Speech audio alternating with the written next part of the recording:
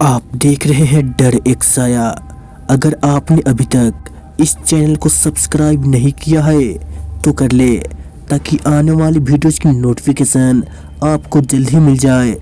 तो चलिए बढ़ते हैं आज की कहानी की ओर। ये सच्ची घटना है झारखंड के एक परिवार की। झारखंड में एक मेंटल हॉस्पिटल है जिसमें कई सारे मानसिक लोग तथा मंद बुद्धि के लोग रहते हैं, जिसे हम लोग आम बोलचाल की भाषा में पागल खाना कहते हैं।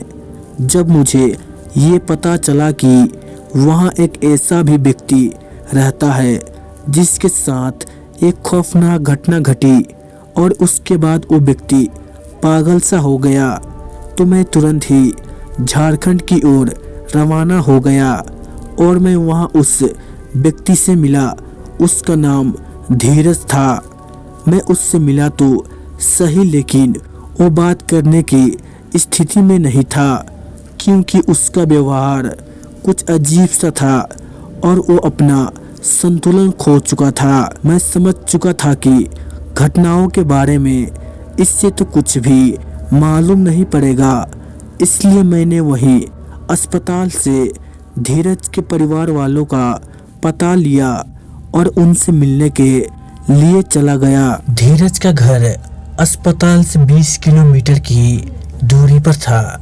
जब मैं धीरज के घर पहुंचा तो उसके परिवार वालों ने कुछ भी बताने से मना कर दिया, लेकिन जब मैंने उन्हें अपना परिचय दिया तब जाकर उन्हें हम पर यकीन हुआ और उन्होंने कहा कि आपन घर के आइए, उसके बाद मैं आपको सारी बात बताता हूँ।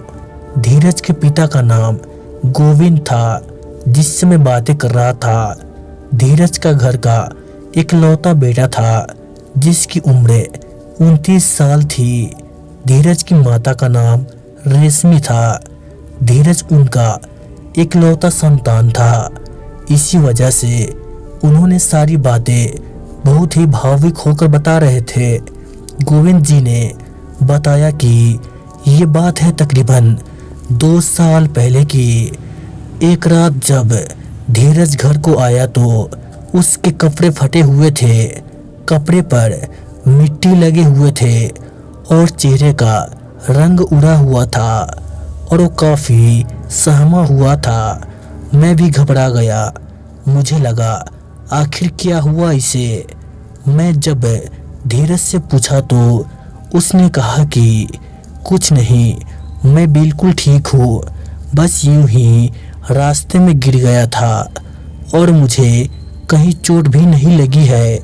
आप खुद देख सकते हैं, सिर्फ मेरे कपड़े फटे हुए हैं, लेकिन मैं ठीक हूँ। और ये कहकर अपने कमरे की ओर चला गया और रात को कुछ खाया पिया भी नहीं और ऐसे ही जाकर सो गया। मैं भी खाने के लिए उसे जगाने नहीं गया। मैंने सोचा वो थक कर सोया हुआ है, इसलिए इसे जगाना ठीक नहीं। और ये सोच में मैं भी अपने कमरे में चला गया। अचानक मेरी नींद खुली तो रात के 1 बज रहे थे। मैं सोचा कि अगर जग गया हूँ तो धीरज को भी देख आता हूँ और मैं धीरज के कमरे की ओर चला गया। मैंने देखा कि धीरज के कमरे का दरवाजा खुला हुआ है, तो मैं छिपकर कमरे के अंदर देखने लगा। कमरे के अंदर जब मैंने झांका तो पाया कि धीरज सोया हुआ नहीं है और वो सिर्फ अपने बिस्तर पर बैठा हुआ है। मैंने देखा कि धीरज के हाथों में पानी की एक गिलास थी और वो पानी अपने पैरों पर गिरा रहा था। मुझे थोड़ा अजीब लगा, लेकिन उसके बाद जो मैंने देखी, मेरे होश उड़ गए। मुझे अपनी आंखों पर यकीन नहीं आया कि मैं ये क्या देख रहा हूँ। मैंने देखा कि धीरज अचानक अपना सर दीवारों पर पटकने लगा और जोर जोर से चिल्लाने लगा। मैं तुरंत ही कमरे में अंदर गया और धीरज को संभाला, लेकिन वो हम पर भी प्रहार करने लगा और गंदी गंदी गालियां भी देने लगा। तब तक धीरज की माँ रेशमी भी आवाज़ सुनकर कमरे में आया और मैंने सारी बातें रेशमी को बताई। रेशमी जैसे ही धीरज को रोकने के लिए करीब गई तो धीरज अपनी माँ के साथ भी उसी तरह से पेश आने लगा।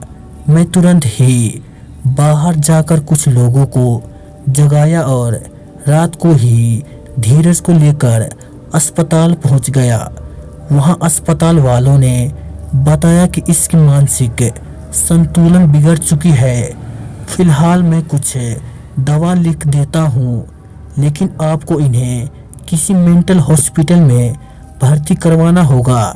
धीरज को उस मेंटल हॉस्पिटल में भर्ती कराए हुए 2 साल गुजर गए, लेकिन अभी तक उसमें कोई सुधार नहीं हुआ। एक पल के लिए मैं तो सोचा कि उसे घर ले आऊं, लेकिन फिर ये सोचकर रुक जाता हूं कि कहीं वो आकर कुछ उल्टा सीधा कर अपनी जान ना दे बैठे। कम से कम वहाँ जीवित तो है, हो ना हो ठीक होकर वो जरूर सारी बातें बताएगा, क्योंकि आज तक कभी धीरज ने ऐसा नहीं किया था। आखिर क्या हुआ था उस रात धीरज के साथ, ये रहस्य तो धीरज के ठीक होने के बाद ही पता चल पाएगा।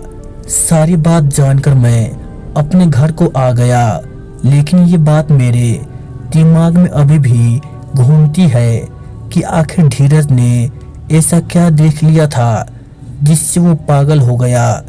उस रात उसके कपड़े फटे हुए कैसे थे और शरीर पे कोई चोट का निशान भी नहीं। ये सारी बातें एक रहस्य की तरह मेरे दिमाग में घूम रही है। तो दोस्तों, आज की कहानी बस इतना ही। अगर आपको आज की कहानी पसंद आई हो तो चैनल को जरूर सब्सक्राइब करें, ताकि और भी डरावनी वीडियोज आप देख सके। तो चलिए मिलते हैं अगली वीडियो में।